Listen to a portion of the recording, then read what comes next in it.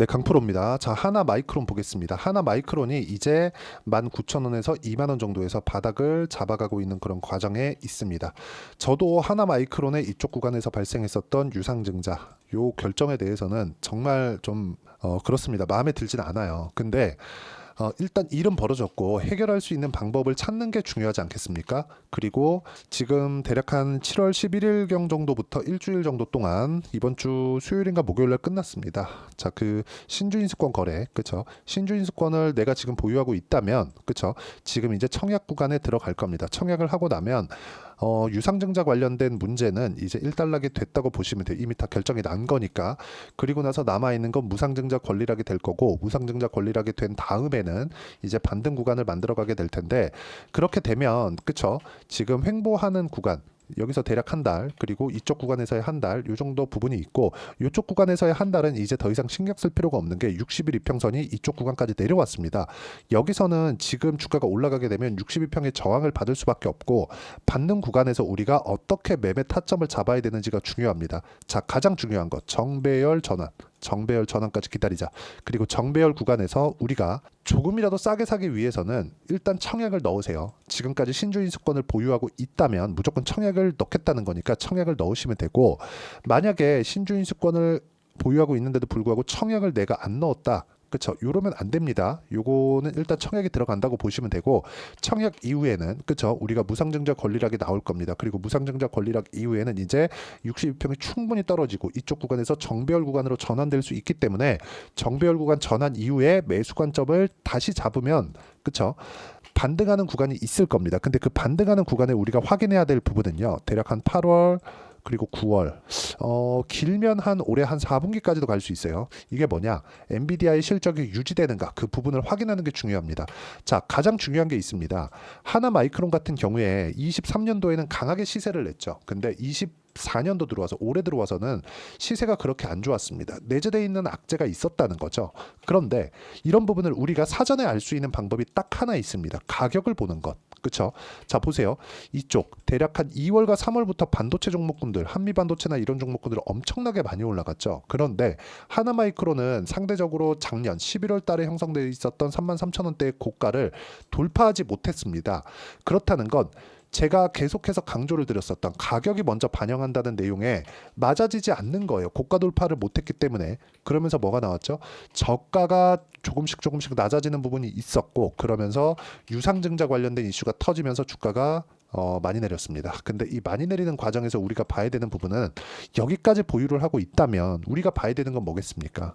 이제 청약 이후에, 그리고 무상증자 권리락 이후에 언제 주식을 다시 매수해야 될지, 그런 부분인데 이것조차도 가격 확인이 필요하다는 점, 이 부분 진짜 중요하고요. 이제 바닥은 나왔습니다. 그리고 반도체 경기는 지금 좋아지는 초입에, 그쵸? 이제 실적이 확인되는 초입에, 한국 시장에서도 초입에 들어와 있습니다. 자, 이런 부분을 선반영했기 때문에 하나마이크론 같은 경우에 먼저 빠져서 안 빠진 겁니다. 그리고 이쪽 구간에서 어떻게 가격을 잡아가야 되는지 그 부분부터 이야기를 드릴 거고, 가격을 보고 매매를 했을 때 내가 낼 수 있는 수익의 폭은 정확하게 이 정도까지 낼 수 있습니다. 1월 1일부터 7월 20일까지 내 계좌 수익률은 248%고요. 그리고 이런 정도까지 수익을 내기 위해서 어떻게 타점을 잡는지를 보는 겁니다. 하나마이크론 말고 다른 반도체 종목입니다. 삼성전자 쪽으로 HBM 장비를 납품할 수 있다는 기대감이 있는 종목 어떻습니까? DI는 실적이 그렇게 좋지 못합니다. 그런데도 불구하고 주가는 엄청나게 큰 폭의 상승세를 보였죠. 왜 이런 상황이 만들어졌을까요? 기대감이 있기 때문이에요. 하나마이크론은 어땠죠? 기대감이 있었지만 유상증자라는 내부적인 악재를 내포하고 있어서 고가 돌파를 못했지만, DI는 어떻습니까? 올라가는 구간을 먼저 만들었기 때문에 주가 상승이 이렇게 나왔다는 겁니다. 그랬을 때 수익의 폭은 25%, 14%, 밑으로 내려보면 26%, 22%, 19% 이런 정도의 상황을 만들어낼 수 있고, 반도체뿐만 아니라 알테오젠 같이 바이오 종목군을 보더라도 어때요? 올라가는 구간에 공략한 결과 33%, 18%, 14% 이런 정도의 상황을 만들어낼 수 있다는 점이 중요합니다. 그리고 이 내용에 대한 부분은 제가 여기 소통방에서 공유를 해드리고 있습니다. 자, 뭐 여러 가지 종목군들을 매매를 합니다. 제가 매매하는 종목군들은 상승하는 종목들, 그쵸? 방금 전에 DI 보여드렸죠? DI 같은 경우에도 마찬가지고요. 그리고 6월 초까지는 두산에너빌리티 원전 관련된 종목군들을 지속적으로 공략을 해왔습니다. 이때 2만 원도 안 했을 때니까 내가 지금 그 매매하는 과정에서 어떤 구간을 공략했는지를 보면 돼요. 자, 두산 에너빌리티 한번 보면 지금은 내렸고 저는 다 매도가 된 상태입니다. 기대를 좀 했지만 그렇게 큰 수익을 보진 못했어요. 한 4% 정도 수익을 봤는데 이쪽 구간에서 제가 뭘 만들었습니까? 올라가는 부분을 확인하고 매매를 했다.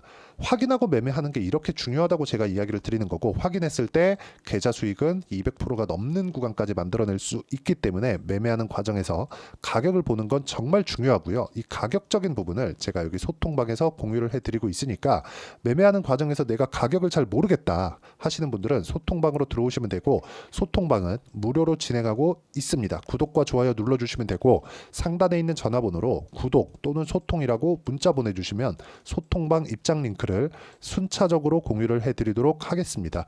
어떤 식으로 매매 진행이 되어야 될지 그 부분에 대해서 제가 이야기를 드린 거고, 우리가 이쪽 구간에서 봐야 되는 부분은 철저하게 가격적인 부분입니다. 그러면 이 내용을 가지고 하나 마이크론을 보면 어떤 상황입니까? 딱 올라가는 부분을 뒤집어 놨을 때죠. 하락하는 부분을 먼저 반영을 해 놓은 겁니다. 무상증자 권리락에 대한 부분이 있으면 이 가격은 10에서 15% 정도 꺾여 나갈 거예요. 그런데 그런 부분은 주식으로 다시 돌려주고요.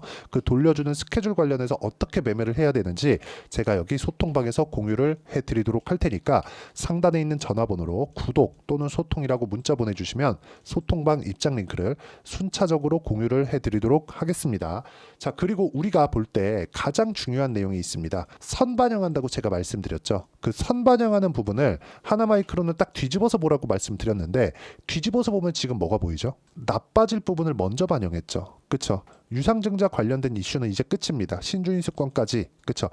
앞으로 7월 20일 이후에 이제 다음 주부터 청약 일정에 들어가는데, 그 구간이 지난다면요, 우리가 봐야 되는 부분은 뭐예요? 앞으로 안 좋아질 부분, 물량에 대한 부분을 이미 다 반영이 된 겁니다. 그렇기 때문에 우리가 봐야 되는 부분은 반등을 확인하고, 즉 62평이 내려오면서 아니면 주가가 올라가면서 이 두 가지 중에 하나가 나오는 거를 확인하고 나서 정배열 구간에 우리가 맞춰서 매매를 이어가면 됩니다. 주식시장은요, 먼저 반영을 한다고 제가 누차 말씀드렸고, 그렇기 때문에 가격을 봐야 됩니다.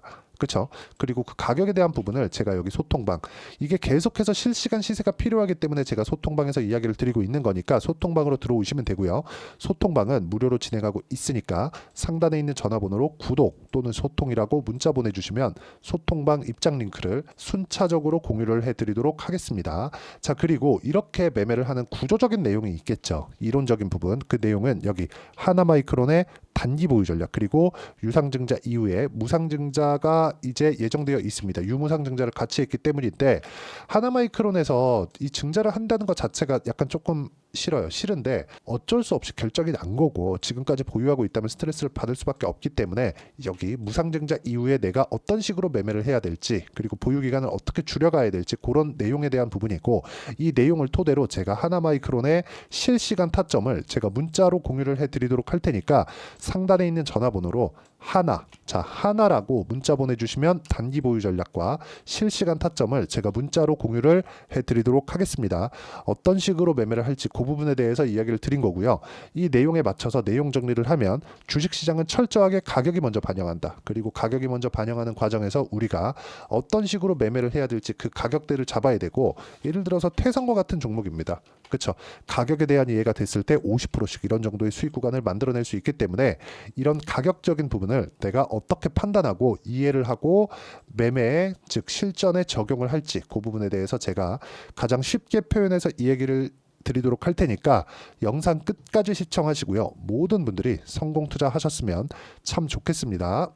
자, 24년도가 돼도 여전히 시장은 녹록지 못합니다. 이런 상황이 벌어지는 건 어쩔 수 없습니다. 이런 상황에서도 수익이 나는 종목들의 구조는 변하지 않습니다. 즉 대시세 종목에 대한 구조는 변하지 않는다는 거고, 실제 제가 소통방에서 지속적으로 이야기를 드리고 있는 내용도 대시세 종목이나 시장 주도주를 공략하는 건 철저하게 가격 분석을 하라고 이야기를 드리고, 가격 분석 이후에는 이슈에 대한 파악, 그리고 이슈를 파악하고 나서는 다시 내가 얼마에 매수할지 그 타점에 대한 부분을 지속적으로 언급을 하고 있습니다. 자, 근데 생각해 보세요. 시장이 굉장히 어려웠습니다. 어려운 상황에서의 어떤 종목들이 강했냐 보면 반도체와 그리고 바이오입니다. 자, 실제 여기 보면요.